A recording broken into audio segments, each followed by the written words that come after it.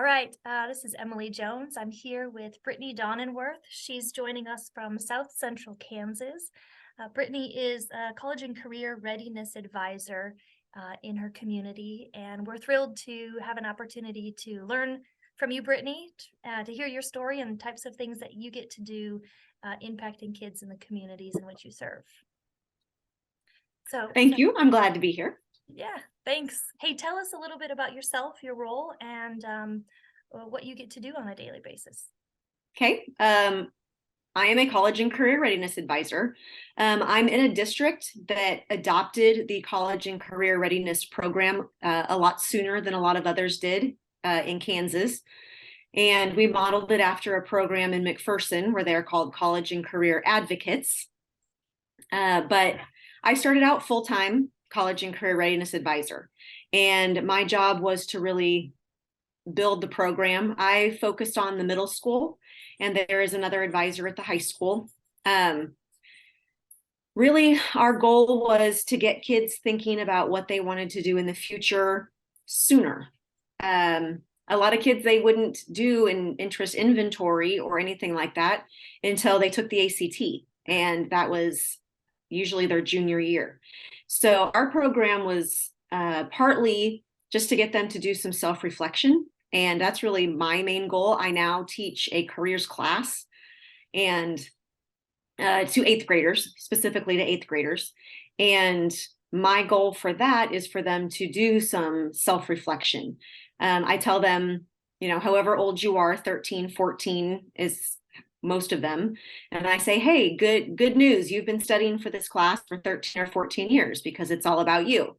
And I love working at the middle school because I get to just start them on that path and give them some ideas and get them thinking about what they might want to do, and not necessarily specifically to a career yet, but a career area, or if you're in the biz, the career cluster term.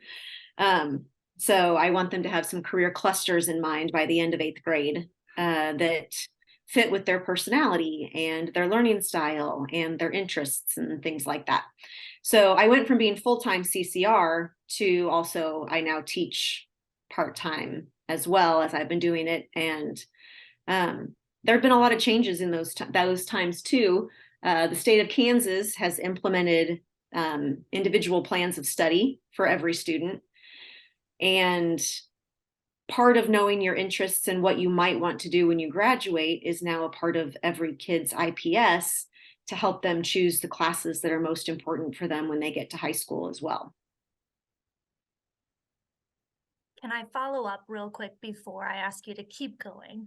But yes, tell us, for those of us who aren't in the biz, what are some of the career clusters?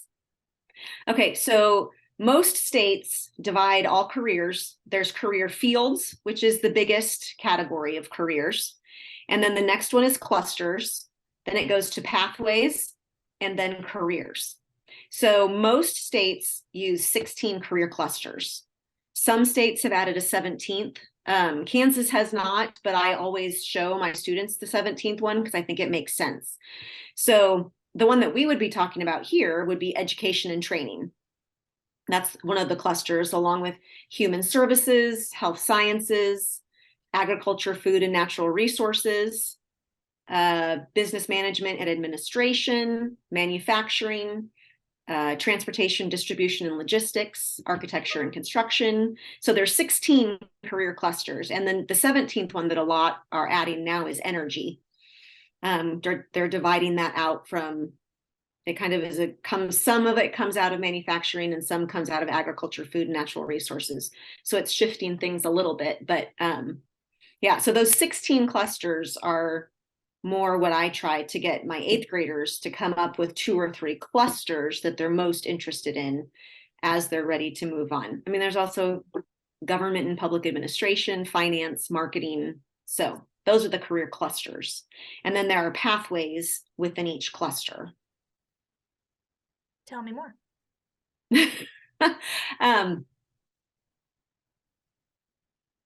I've started actually backing it up to 5th grade in my school. The way I introduce fifth graders to careers is a lot of them don't even really know what their parents' careers are. They know that mom and dad go to work, but they don't know what it is. So I have a stuffed frog that is our school mascot. We are the Greenbacks. So Ribbert is our mascot. And I had a stuffed Ribbert made, found someone on Etsy to make it for me. And he goes home with a fifth grader for a week. And a parent or aunt or uncle or someone of that kid takes Ribbert to work with them. And they take pictures of Ribbert doing their work tasks. And then the student and their parent fill out a job shadowing report for Ribbert, what he learned while he was shadowing that parent at their job. And they put together a poster board that has all the pictures of Ribbert, and they get to share that with their peers. And then we hang it up in the hallway outside the office so everybody can see where Ribbert, what businesses Ribbert has visited throughout the school year. So, and then 6th and 7th grade have a pretty simple IPS, and then 8th grade is when we really hit it harder. But we use a program called Zello. It's XELLO, and it has interest inventories. It gives profiles of almost 600 different careers that students can research, looking at job description, working conditions, earnings, education necessary, the demand, because that's something that's really big that I want students to look at when we're looking at careers, is what kind of demand that career has. There are certain careers like reporters or in broadcast and print, and that is definitely a declining career. So any student that I have that says that's what they want to do, we have to talk about the fact that there's going to be a lot more competition for those jobs in the future when they're ready to do that. Or a job like anything in healthcare pretty much is in high demand.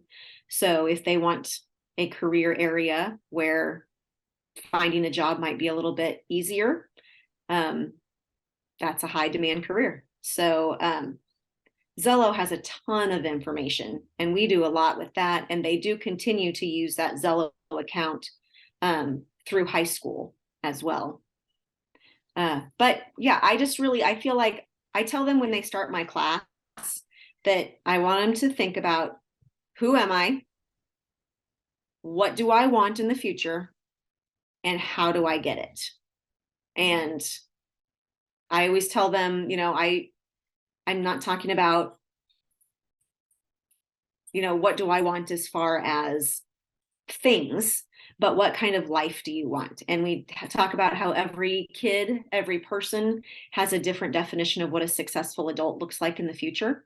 And I want them to come up with their own definition of a successful adult, and how your definition of a successful adult is different than the person next to you and the person at the table across the room. And it's all different, and they're just different. We're not going to judge them as better or worse, or it's just all very personal based on life experience and family situation and so many different factors. And so being respectful of those differences.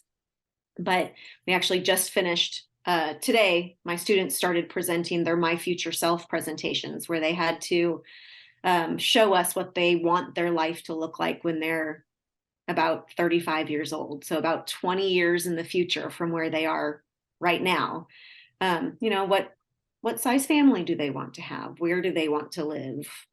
What do they want their career to be? So, and I tell them, this isn't your typical way of setting a goal, but that's really what this is. You've now set a goal for how you envision yourself and what that means to be successful to you.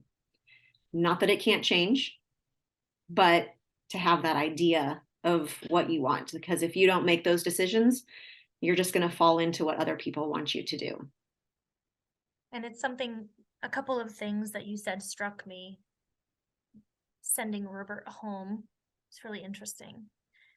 Instead of having a child shadow their family member or someone within their life, a little bit less threatening perhaps to have an object go and use that as a way to showcase what it is that a family member does, spur conversation. There are also a lot of places where kids wouldn't be allowed to go, but Robert can go there. Sure. And get his picture taken, doing a chemical experiment or, working in a crane or something like that. Yeah. And it's really interesting because the idea of what children know and aspire to be aligns up a lot with what's within their frame of reference. The people who they value most or invest in them, or if I don't know what my aunt or uncle do, nonetheless, I value them perhaps as individuals. And then when I find out that they're lawyers or they're an engineer or they're an accountant or they work at a fast food industry, regardless, it's that sphere of influence that contributes to someone's frame of reference for what's either maybe attainable or acceptable within my family or my region. Well, one of the very first assignments that we do at the start of semester is I do have the kids go home and talk to their family members and fill out a career family tree. And I always tell them, don't just write down what you think you already know. I want you to actually talk to your family members. And because they might have had a career in an entirely different area before you were aware of what was going on. And you might learn something new. I tell them I was 40 years old almost when I filled out my first career family tree. And I learned things about my grandparents that I didn't know. And that it goes through your parents and their siblings, and then your grandparents. And some kids fill it out for a step parent, and because that's who's in their sphere of influence, or that's who they know more. And then I have them look for patterns. Like, are there certain career areas that several of your family members have pursued? And we talk about certain ones that tend to run in families, and education is one of them. Education is definitely a career area that tends to run in families. A lot of teachers had a parent or a family member who was a teacher. And so we just talk about those patterns. Of course, here, working in the oil field is a really big pattern that kids notice. And then they have to ask a family member, would you want me to follow in your footsteps? Would you want me to do the job that you do? Why or why not? So again, it's part of having kids talk to their family members and get some conversations going that maybe hadn't had before. So I love how you're helping students to be really reflective on their interests, who they are. Understanding who they are in and of itself in middle school is really an achievement, or at least getting them to think critically about and carefully about who they are and who they want to be. And also identifying it from, if I'm interpreting right, strengths perspective. So what are your strengths? What are you really good at? What are areas that you excel, that bring you joy? And I wonder if you talked about the idea that maybe it's their top three. They identify 3 clusters of interest, if I'm correct. Yes. Can you talk to me about how you help students navigate those 3, maybe to see the similarities, or like what attributes or characteristics, would be fantastic for you to go into either one of those, or perhaps there's crossover, or maybe even you start somewhere in your career, but then like your career family tree, maybe you don't stay in that sector or that line or that discipline all of your life, and you have aspirations to cross over maybe, or be willing to cross over. So I asked a lot of things there, but the idea is, how do you help students see that there are similar characteristics and attributes that could fill lots of roles depending on where they might choose to start? Right. So one of the things we'll be doing in the coming week in my class is we go through We watch these videos. They are old videos from like the 90s. The hairstyles are hilarious. The fashion is hilarious, but the information is still good. So, and they have to pick out what careers in that cluster have in common and what characteristics people who work in that cluster tend to share. And we then discuss those, and we do some cooperative learning. What they have to talk to each other, have conversations, come up with this list and why they feel like that fits into this cluster. And so once we've watched all 16, and after each field of study, they have to choose which cluster within that field they liked the best. And then that's where we start to break it down a little bit more from there. But it helps them to kind of see the similarities that, oh, this cluster has a lot of characteristics that are also in this cluster, as they're looking for what those careers in the cluster have in common. But also something that we've started, and especially Chris, my colleague who I work with at the high school, a question that he has a way he has reframed his question lately is, what do you want to do first? As far as a career, he's starting to ask that more than what do you want to do with your, for your life? Because I start pointing out to them, in 8th grade, that a lot of them are going to work in careers that don't even exist yet by the time they are out of high school and into college. The job market is changing so fast that there are going to be careers out there. And so really we need to talk about what kinds of skills are going to work best for the type of career that they want, because the career field might look so different by the time they are ready to start. Just like I talk about, it wasn't that long ago. You could graduate from high school, you could go work in a factory, and you could work in that factory for your entire life and retire. And, that was a good career. That was a good way to make a living. But with automation and so much specialization and computerization, those jobs just don't exist anymore, and having to make those adjustments. So we talk about the need for adaptability in the workplace, and how learning, knowing what skills you want to do are really more important than exactly the job you want to do. And so what do you want to do first? Because even there aren't a lot of people anymore who stay in the same career for their entire lives. I started out in television. Right. I mean, that's what I went to college for. I went to college, broadcast news major, worked in TV for 4 years, retired to stay home with my kids. And then I did homeschool my kids for a couple of years. So that was my teaching. And then I got divorced and I needed a job, and I live in a small town, and my broadcast news degree did not come in handy. I needed to find something else. And so, got into the education system and feel like it's really probably where I was meant to be from the beginning. But I just have a different path for getting here. I was actually just talking to students about that the other day, in that nobody asked me these questions when I was in school. And so, I get cut from the basketball team my junior year of high school, and I'm like, okay, what am I going to do? And I joined the school newspaper. Turns out, wow, I'm a better writer than I thought. I start, getting some recognition and awards for my writing and my journalism, and do an independent study in school, because there's no broadcasting in school. And then thought I wanted to do the radio.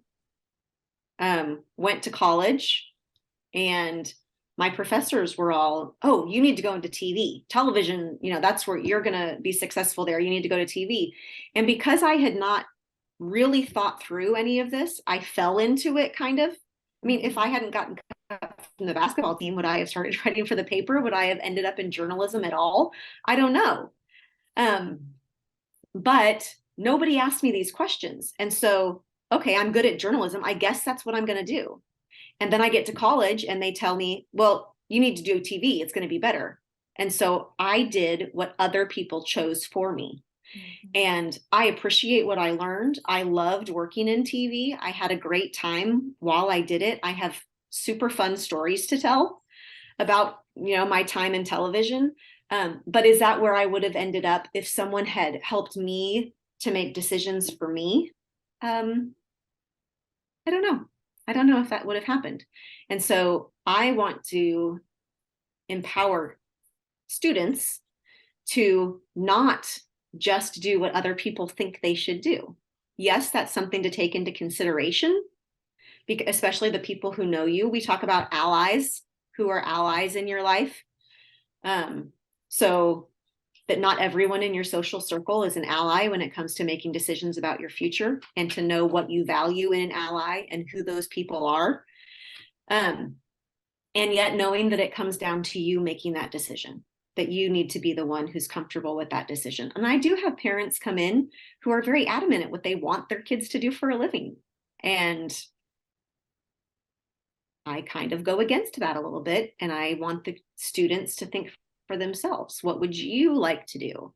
And again, that's something to take into consideration, but making sure that they have the tools to make their own decisions and not have those decisions made for them by other people. I think we could talk on this topic for a really long time. Yes. In fact, we have. Yes. Tell me about the like scope of this curriculum, and I don't mean like from start to finish and how it shows up in Pratt, Kansas, but it's been adopted by, you said it was originally developed in McPherson. You all were early adopters. It's a statewide initiative, but these are the types of skills that seem to be essential for all young people, and even some old people, like Yes. people at different stages of their lives really could benefit from doing some self-inventories to determine, am I where I need to be, or perhaps is it time for a shift? So could you tell me what you know about how these types of curricula or learning activities are available to not just young people in your area, or maybe only in your state, but is it something that's more broadly available, or could it be? As far as, Kansas is really what I know. But for students, I will say I've presented my careers curriculum at several conferences, whether it was a Kansas ACT conference or through our Department of Education. I've presented my curriculum and shared it with many other educators around the state. So our advising program is what we patterned after McPherson. But the class itself is something that kind of has evolved over the years. I've been teaching the class for, I think this is my 7th year teaching the class. So it's continued to change. It was only a 9-week class when I started. And due to staffing reasons, it's been expanded to a semester long. So I've been able to add things like financial literacy and a few, we do some business tours now where they can see different businesses that take different types of education. So we have that at the middle school, and of course the high school, they continue it through the high school. But I do think this in general becoming more expected. Like it used to be when we first started this class, there weren't a whole lot of schools that did it. Now, most schools are pretty much expected to have a class kind of like this. Especially if you're going to have an individualized plan of study for every student. And that's through the state board of education the state education department, that every student needs to have an individualized plan of study. And then for adults, there are career counselors, there are career coaches, and these are kind of the same kinds of interest inventories they would have you do.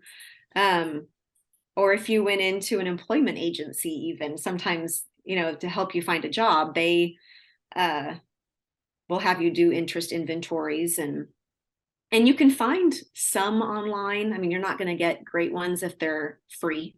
Sorry, you're just not. It might give you some ideas, but I think there are a lot of, and as people get older, you have that broader base of knowledge of careers that you have seen. So, for me, I take my 8th graders on a tour of Main Street in our little town and point out all the businesses that they've walked by or driven by so many times in their life that they have never noticed. So we have a civil engineering office on Main Street. My dog. And we walk by there and I point to it and I said, see that EBH? What do they do in there? And they're all like, how many times have you gone to the store right next to this and never even thought to ask? So I'm trying to give them a little more natural curiosity when it comes to careers. So they start noticing what's around them. But I think as people get older, when you start to change careers, again, it comes into who's in your sphere of influence. That's huge.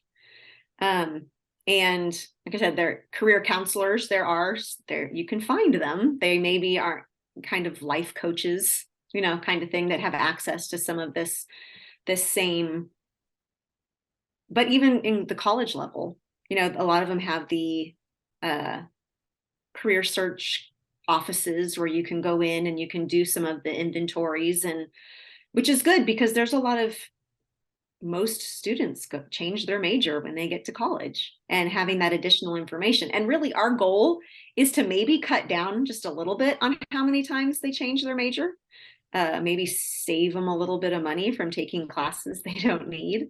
But a big thing too is making sure that the kids who go to a 4-year college are the kids who need to go to a 4-year college.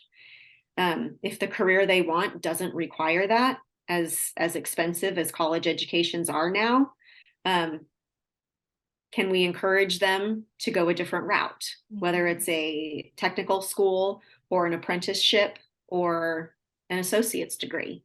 But finding out what education is necessary for what you want to do first. And for a lot of them, it is maybe a technical career. They get the technical skills, they go and work for a while, and then they can afford to go back to school if they choose to. So there's just so much that goes into it. There's a lot that goes into it. And when you are intentional about making decisions, particularly, you can not only save a lot of time and money, but then you can also feel fulfilled in your decision and what you're learning while you're there. Jumping just a little bit, I wanted to ask you, and I'm mindful of our time, but from the standpoint of training teachers, right, and teacher preparation programs, if you can kind of think along the lines of physical education or health education, or maybe even adapted physical education specialists, those who work with children with special needs. From your perspective, what are some things that we who train future teachers need to know or think about in how we're best preparing young people to lean into their strengths, and also preparing them for what schools are like today? So I think as far as teacher education goes, okay, I'm just going to throw this out there. I don't have a teaching degree. I kind of worked my way into teaching the back door by coming in as that CCR advisor and then just having more teaching responsibilities given to me. But so I have not been through a bachelor's degree program with education.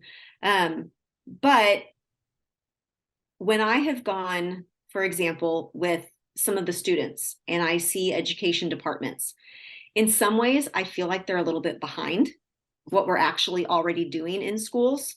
I'll never forget going to a presentation from a community college, and they were showing our students all these cool apps that they had found and were teaching students how to use. And my middle schoolers were already using those apps.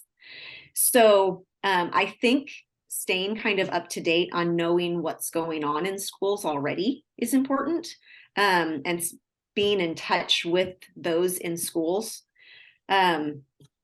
Just to be sure, as far technology wise, knowing what's available to a lot of schools, or what are they using, or what are their strategies. And of course, every school district is different. And that's kind of the great thing about education, but it's also a hard part about education. I'm in a district where we have a lot of autonomy. And I am on a lot of like Facebook teacher groups where I have some teachers talk about they were in a district where they basically had to read a script that was the same script that another teacher had to read, and they had to be on the same script on the same day. And I cannot imagine having to teach that way. So my experience has been, as long as I teach what I need to teach and I'm doing what's best for kids, I definitely have the support of my administration. Mm-hmm. So I don't know what it's like to be in one of those districts where you don't have autonomy and you don't have that freedom and support from administration. But I think that's part of teacher education, almost kind of needs to be being able to work with any kind of administration that you have, because like I said, these teacher groups, some of the things I read, I am shocked. And feel very blessed to be where I am, teaching where I am. But I think a hard thing too for college students, I think they can go to college and be in a teacher education program that teaches them, new strategies, new ways of doing things. And then they get out and they get hired on at a school. And again, it depends on the size of the school. It depends on the way it's run, but you get there and you want to implement these new ideas and these new ways of doing things, but you're stuck in the schedule that school already has, or you're stuck in the way things have always been done. And the hard part is it can be very hard to be innovative with all of the political restrictions that you have in a school. And so I think that piece of learning how to adapt what is best without, not losing the good parts of what you want to implement. And sometimes it's all about being creative and finding ways to make it fit in the situation that you're in.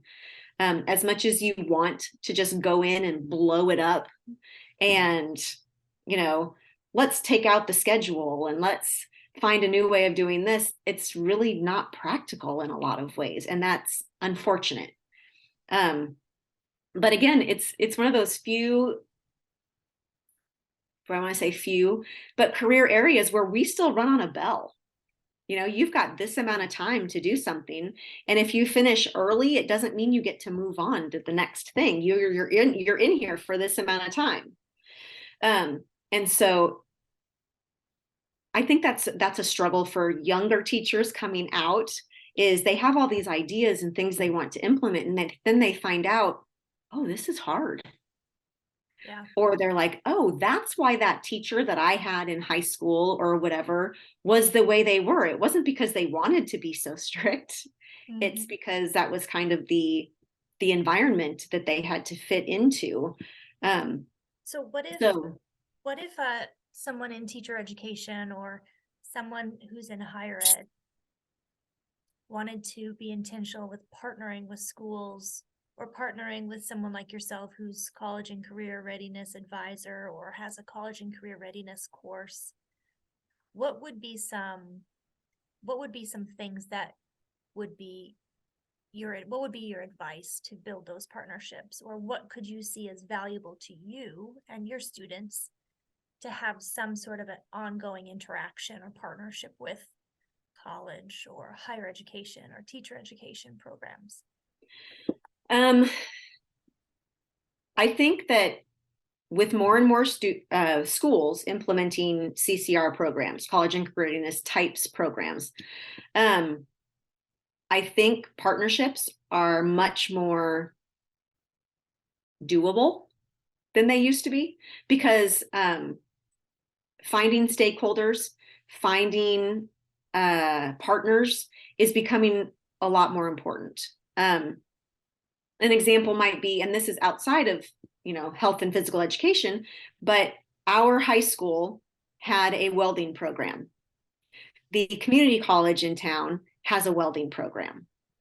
So our high school now partners with the community college, and we no longer have all of those welding classes at the high school. We have a way that the kids can go out to the college and take those classes. So I think proximity has a lot to do with it, being close by.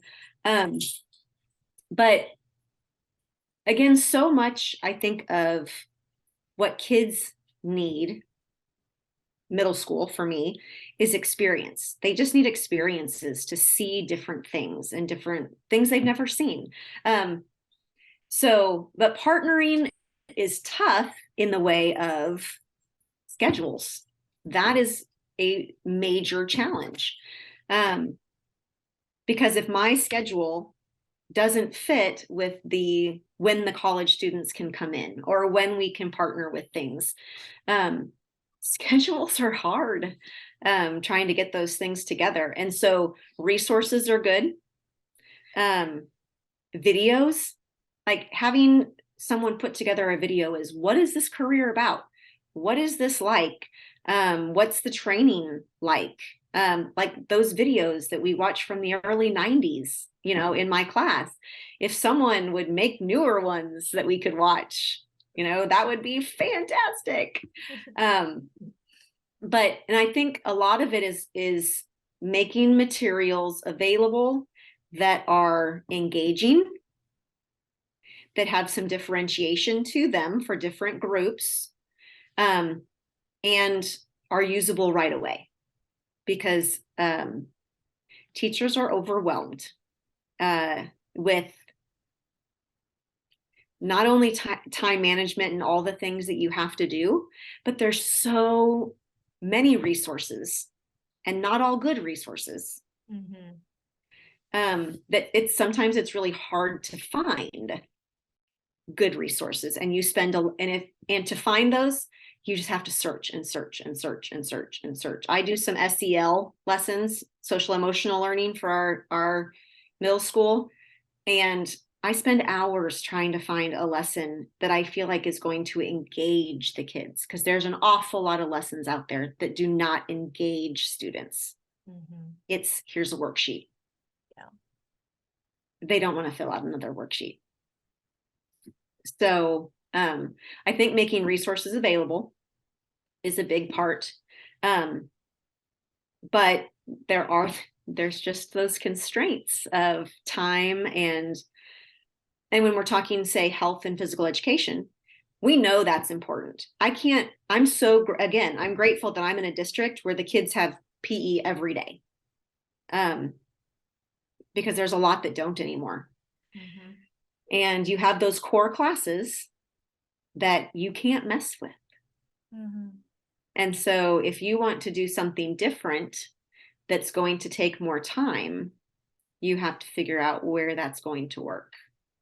And teacher retention is a huge problem too, especially in a small town like ours.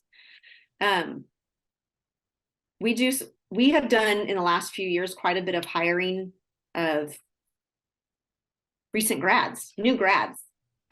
Our superintendent will go to Emporia State or Wichita State, Fort Hays, go to their fairs, their job fairs, and meet, education majors, and sometimes hire them right there on the spot. And then they come to our small town, and unless they find a spouse maybe or something like that in our town, we have a hard time keeping them here. And especially if they are really engaging, if there's someone who can really, it's kind of like a successful coach is going to get hired away from a small college. a teacher that can really engage kids and get through to kids, and they're going to get recognized and hired away. So some of the challenges you have there for teacher retention is that the good ones leave. I'm teasing. The good young ones, yes. Young ones. No, I'm going to rephrase it because I don't mean it to sound negative, so I'll scrub that out. But so what you're saying in your area for teacher retention, it's a good work environment and a good climate to acknowledge and recognize teachers and professionals who are innovative and engaging with learners. And because they're good, that acknowledgement and recognition, sometimes others hear about it and they are then recruited away. There's been a lot within the last 5 years within education in school districts that make teacher retention difficult for other reasons. Workplace climate, stress and burnout, post-traumatic stress relative to health, social contexts, right, and so forth. Something you mentioned early on was about the family tree, and a question that you have parents ask or guardians ask: would you want me to be in your job? Would you like me to do your job? They ask the adult. Is that a challenge that you think we're going to anticipate or face with in education? Is that educators are not recommending that their kids choose education and training as a career? I've experienced that. I have a friend, she's been teaching for a really long time, and her son, he's math is his jam. He loves math, he loves it. And he wants to be a high school math teacher. And she really doesn't want that for him. Even though, and like I said, I think we live in a great district. We have supportive administration. We have autonomy. I've had 3 principals in my time at this school, and they always had my back. They were very supportive. So I feel like we're in a good situation. But I'll say, even in my 7 years of teaching, it's gotten harder. I think whether it's COVID or what it is, I think students are harder. Classroom management is harder. And I would say any teacher education program that does not teach classroom management is not doing their job, because you can't teach kids who, if you can't have their attention, if you can't manage your class. I used to read a lot of quotes that said, teachers don't leave the profession because of the kids. They leave the profession because of the other adults, right? Like the administration or parents. Sometimes it's the kids. It's getting tougher. We have a different generation of kids who have instant gratification, and not that it hasn't been around for a long time, and I think COVID just put a magnifying glass on that. So I do think burnout is part of it. The way teaching retirement is structured. Either you teach for a really, really, really, really, really long time, or you don't get it. And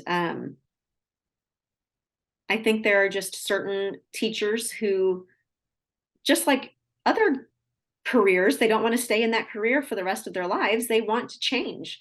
Well, there's not an IRA to roll over, or a 401k. It's often a state-sponsored retirement plan or whatever it is. And so sometimes they feel stuck. And so I do think that's going to be a problem. Now, and these are education people, hopefully, who are listening to this. So then maybe they'll take it and not being whiny or complaining about others. But teaching is hard. like I said, I'm at the middle school. I teach sixth graders and eighth graders, and okay, a few seventh graders mixed in with my journalism elective that I teach. But oh no, I forgot what I was going to say. Teaching is hard.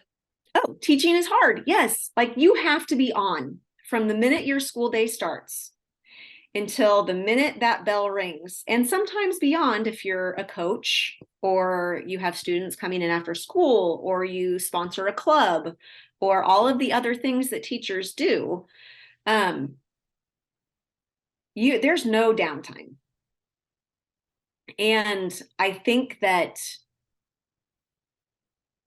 it takes a very unique person to be able to do that, and it is exhausting.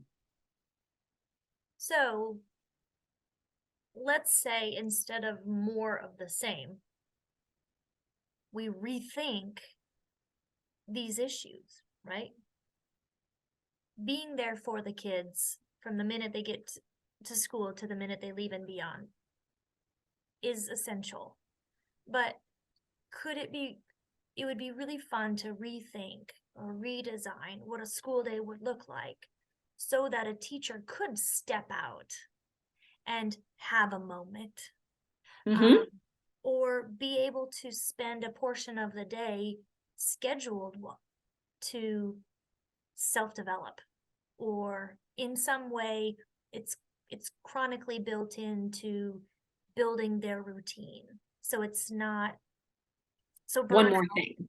Yeah, so it's not one more thing. And so that burnout, because it's one more thing teachers have to do, instead of what can we do for teachers, for them, so that they get rejuvenated or that filled with joy once again, or feel that sense of community.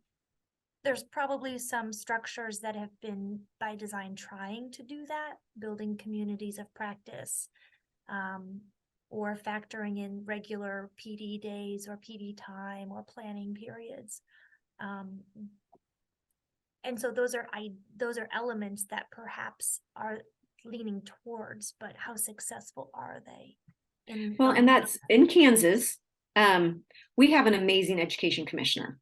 Randy Watson is his name. And actually, he was the superintendent in McPherson when I went and job shadowed McPherson to see about the college and career readiness program, because it was his, really. And he is now our education commissioner. He's fantastic. And they've been doing some things, giving some schools who apply to be in it the chance to try to redesign, whether it's blowing up the schedule or doing things differently. And so there are some schools in the state that are being allowed a little bit more freedom to do some of those things. What we find a little funny in our district is now they're doing a lot of the things that we've already done. We just managed to do it without making all those changes. But they're trying, and that's where sometimes those requirements that come in and those legal issues, that the political issues, all of those things, they do trap us a little bit. And you have to get that exception in order to be able to try something new. But even trying something new, sometimes it's amazing the pushback you get from parents when you try something new. Sure. Because, well, that worked for me, so should be good enough for my kid. There is a lot of that. There really is. Or even vice versa. They're like, well, I had to go through that, so my kids shouldn't have to go through that. Again, there's so much is based on your own experience. And that's something else I was going to say with being a teacher, and especially, a PE teacher, a health and PE teacher. Everyone thinks they know how to be a teacher, or they know what it's going to entail because they went to school. And so, I've had a couple of students who wanted to be PE teachers. And so I send them to job shadow a PE teacher, either at the elementary school, and it might be the PE teacher they had in elementary school. And he talks to them about the education and all the planning that goes into his lessons and those things. Because in general, and parents too, right? They think they know what it's like to be a teacher because they were a student. And you mentioned that earlier. You talked about, congratulations, eighth graders, you have been training and preparing for this class for the last 12 years. And it is interesting to think, but you only see one side of a career, or you only see what's shown to you. So pulling back the veil or pulling back the curtain is what you're doing, as well as training programs like our teacher education programs, or our technical programs, our technical schools as well. Well, and that's something too with PE in particular. I think that it's undergone a change, for a good change, but there are still some people who want it to just be playing games and skills, like sports specific skills. That's still what they want PE to be. And it can't, because for one thing, we have a lot of kids who don't play organized sports.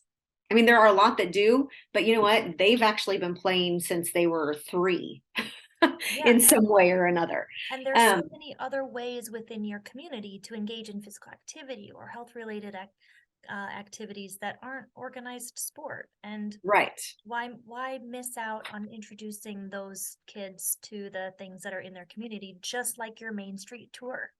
Did you ever realize that this company is right here? Well, what do they do? No. Did you ever realize you have this green space right next to our area community pool? No. Well, here, let's take a look. Right. Well, and that's, our small town, we have a really nice gym, or a fitness center. So not just gym, but workout facility. And I tell kids all the time, I said, you've grown up here. You think that's normal. This is not normal for a town our size. This is really nice. And I am encouraged by the number of middle schoolers who go to, whether it's to shoot baskets or actually doing some, weightlifting, or, a lot of them do go there to work out. But just letting them, talking about what we have available. We're getting a new pool, the tennis courts. We talk about, there's a class at our high school called Lifetime Sports. And it's those sports like pickleball and things that you can play your whole life. And that's really different sports that it's introducing you to, but it's really activities that you can do for your entire life. And that's really our 8th grade, 7th and 8th grade PE classes in the middle school are hard. Those kids work hard. They are walking downstairs on their hands. Lots and lots of hard. It's not running around playing games. It is all about being physically fit. Now there have to be some concessions made and differentiate for all health types, within that, but really changing it from let's just go out here and play and get a little physical activity to what does it take to be healthy? What does it take to be in shape and to take care of your body?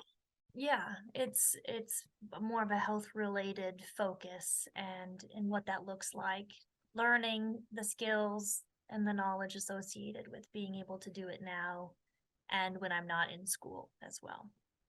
Because I think a lot of kids, and even, through high school, they're playing sports. They're in a sport every season. And then they graduate from high school and, well, then what? That's been their activity for their entire lives. Mm-hmm. A lot of them don't do anything outside of school. That's where they get their physical activity. And then secondary school is over and there's nobody telling them that they have to work out. There's nobody setting aside a class period for them to get some physical activity. Freshman 15, right? Because we don't do that. So, teaching kids the importance of having physical activity, not just to get the credit that you need to graduate, or, but just to be a healthy person, more health focused in not just your health class, but in PE as well. Like our high school does not have health. They can do weights, they can do PE, they can do lifetime sports, but there is no health class. They have health in 7th and 8th grade. So, physical education kind of has to pick up that content area. That content area. Yeah. So, and just, mental health. That's a part of, the health. That's in every aspect of education now, is being aware of mental health. But especially I think in that health end, not just physical health, but mental and emotional health as well, has to be a part of the curriculum. Absolutely. Brittney. But I was going to say, and also just knowing what you have, because you were talking about adaptive PE. So before I took this job, I was a para for a couple of years while I was trying to figure out what I was going to do. And I worked with an autistic student, and there was a house in town that had an indoor swimming pool. And so our adaptive PE teacher, she was fantastic, so good. We would take on Fridays, we would take the kids to this person's house who let us use their indoor pool. But it's finding what resources you have available to you. And sometimes it's outside of the school. And I think especially young teachers need to know that too. You need to reach outside of what's necessarily just given to you and see what partnerships you can make.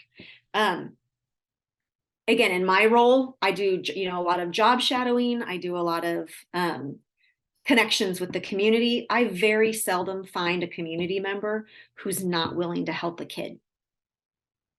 And I think it's the same way if someone has a resource that is going to benefit your students, be willing to reach out to that person or that entity or that charity or whatever. My dad taught me, the answer is always no if you don't ask. And be willing to ask, be willing to make those connections. And if they say no, okay, they said no, and you move on. But being willing to take a risk sometimes, because that it's going to be beneficial to your students, so important. I don't know if there's any better way to land the plane here, Brittney. This has been really exciting to talk to you about what you're doing to help students better understand themselves and think about careers that would allow them to be fulfilled and match what they have as far as abilities, where they can learn, and wherever that ends up. And it may start one place and migrate or evolve to another. But I think you've provided some really interesting insights about partnership, about what you do to help young people across the South Central Kansas to kind of better understand who they are and really build that natural inquiry and natural curiosity about self and careers. So thanks so much for your time and your insight. Well, sure.